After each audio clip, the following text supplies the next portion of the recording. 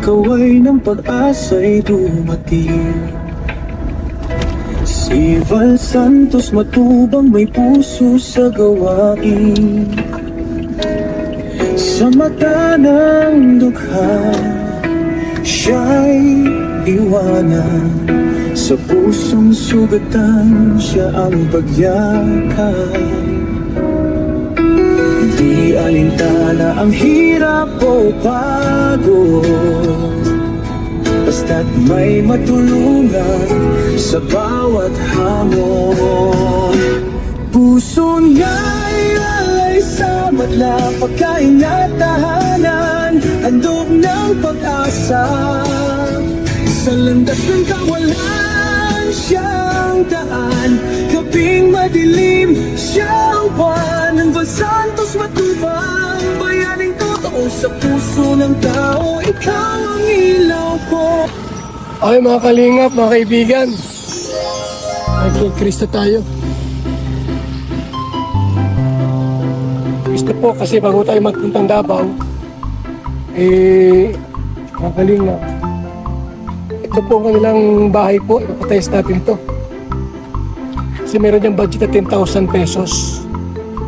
Bigay ni Maria Ligaya noon na hindi ko pa po na ipagawa ito. So, bago tayo magpuntang Davao po, ito muna ang ating ayusin. Ha? So, tao dito.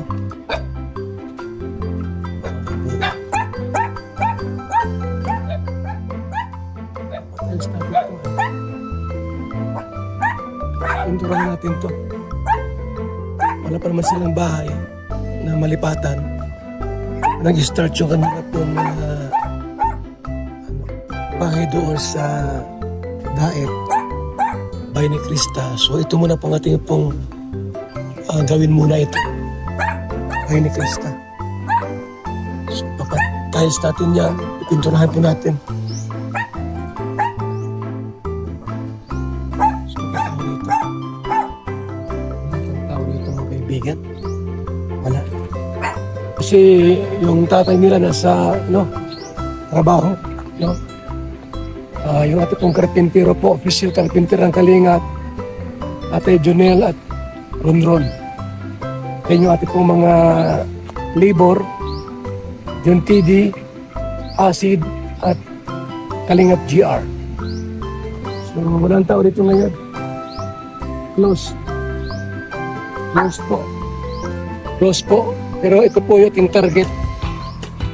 Ngayong July po ito mga kaibigan kasi baka by August or September Davao tayo. Davao po kami. No? At sa mga karpintero dahil hindi maiwasan po na meron doon na magpagawa po ng mga bahay. Magpa-repair or may ayusin po doon. So yan po nga po ngayong target at ayusin natin po mga kaibigan. Mga kaibigan, mga kalingap. Walang tao rito. Anyang ba? Ito kanilang yung kanilang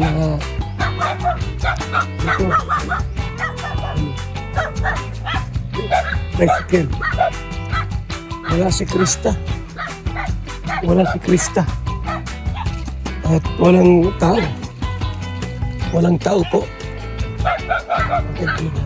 Walang tao rito ngayon. Tao dyan! May tao! Walang tao. Mga aso lang ang tao rito. Mga aso. Hoy! Sino tao dyan? Kayo lang? Kasi ipaalam ko lang si mister mo. Nagpunta kaming Davao. Baka bukas na. Ha? Baka hanapin mo. 3 months kami doon. Ha? Okay lang? Ice cream mo. Sino gusto ng ice cream? Ice cream. Kuya, mahal pa lang tayo. Magkano ice cream? May 20 po. Sakto. Oh, ice cream. Yung may ice cream dyan. Ice cream ka eh. Oh. Ice cream mo.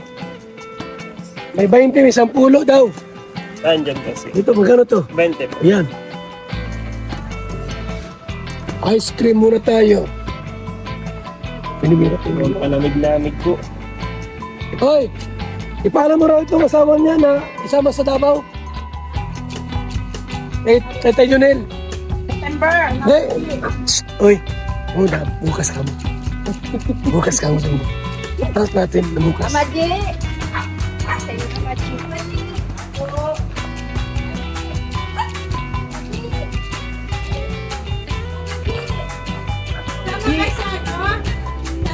Ano mo sa akin? Di, yung asawa mo, sama, magbiyahe kasi kami bukas sa Davao. Sasama daw, alis kami bukas. Okay sa'yo? Tatlong buwan doon. Tatlong buwan ka mo doon. Tatlong ng stay namin sa Davao. Sama ka din. Bukas. Sama ka Biyahe din. namin. Kasama si Ate Che. Wala akong kasama. Walang tao rito pag isasama mo yan. Wala pa si Krista dyan. Wala pa nagpasok. Hoy! Di ko kayo, kuha pa kayo doon. Pero si Tatay Junan, okay lang. Wala po siya. Okay lang sa'yo, nisama mo. Okay lang po na isama. Tatlong buwan po, still walang uwihan. Wala problema kay nanay. Ha? Payag? Bigyan mo ito, ano, ice cream. Ha? Langga natin, Che. Kuha ka. Ice cream. Ako lang. Ako lang. Tayo. Hey! Anong cheer mo? Malungkot daw. Ganda naman ito. Malungkot.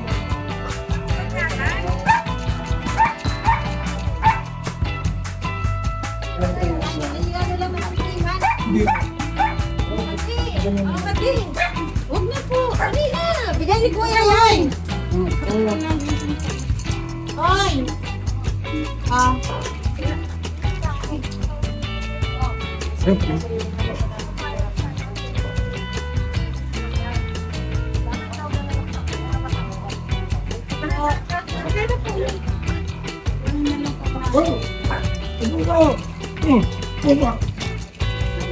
Dalhin mo.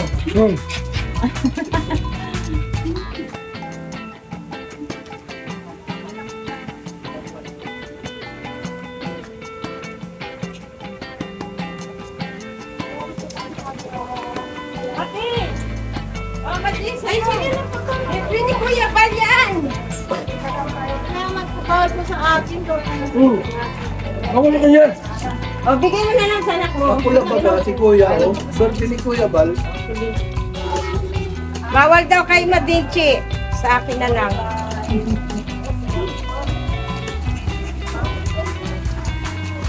Paano mo na? Babaya ka na, oh. Paano yan? Ano sila doon? 6 lang? Baka mamaya. Kasama yan. Ayan, hawak ka. Ayan naman, Madi.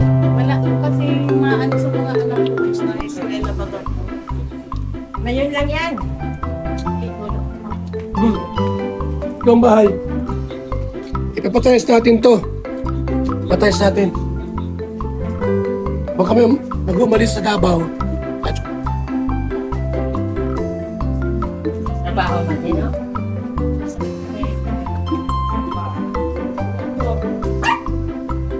Bakit hindi magbuhat? Magawa dito pag hindi ako nagawa. Ilang araw na din.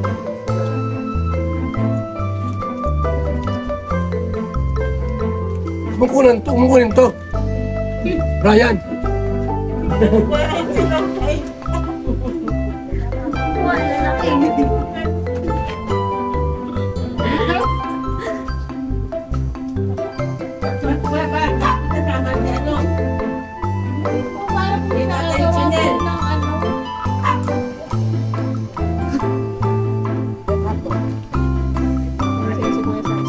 Napasayaw si Kuya sa ice cream, guys. Lungkot ka, mayroong kami. Bigyan mo kami ng budget ninyo.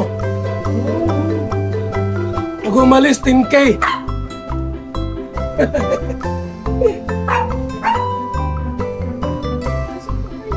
Kailangan. Sige, ngayon po, sige. Kaya. Galing po yun, galing. Galing. Pinagupitan lang namin kasi yung nagkasakit siya nito.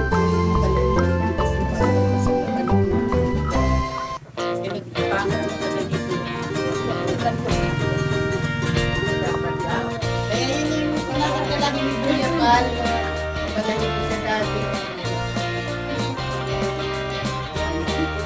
Mga sanayo.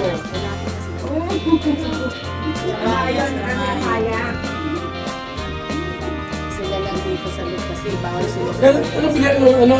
Buhangin. Ano? Ano siya sa ano?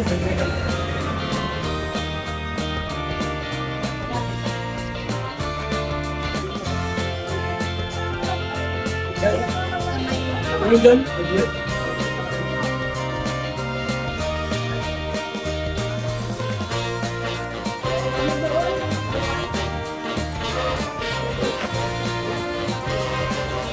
Ikaw na, kameraman ko ha. May sweldo ka. Ha? Ikaw na, kameraman ko.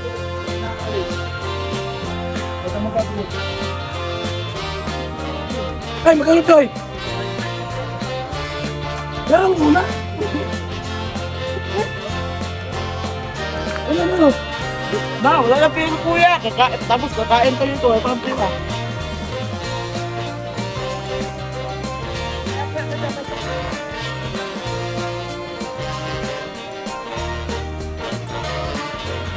Oh, 50. At yan. Salamat po. Ang dagan pa. Abay, tara. Tara. Hoy, tara na. Salamat po. Ha? Salamat, oh.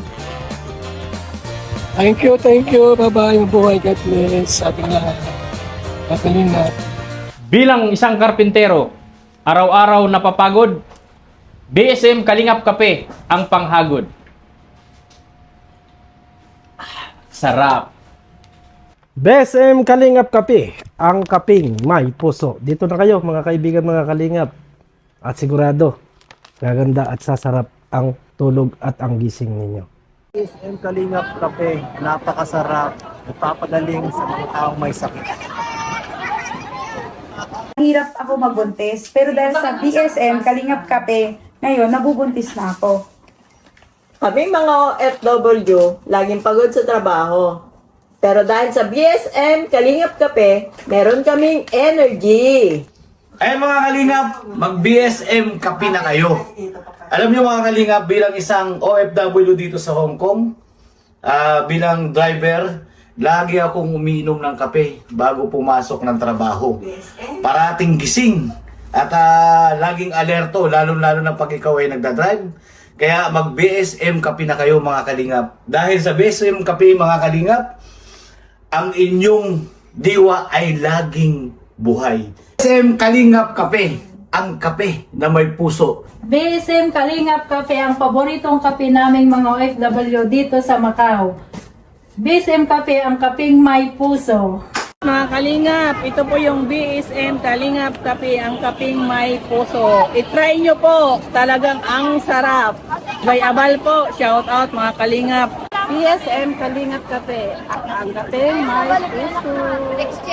Kalingap Kape, masarap, sustansya, at grabe ang benepisyo po sa katawan po ito mga Kalingap. Kaya bili na kayo ng BSM Kape, napakasarap po.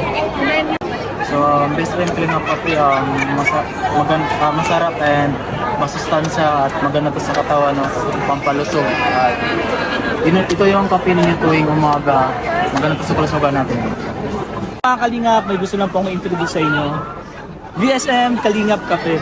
Sobrang laking tulong po nito sa kalusugan and marami pang iba. So sana guys, supportahan nyo. Makakatulong yun sa health ninyo. And syempre, supportan natin si Global Santos po. Sobrang sarap, sobrang healthy. So saan ka pa? Tara guys!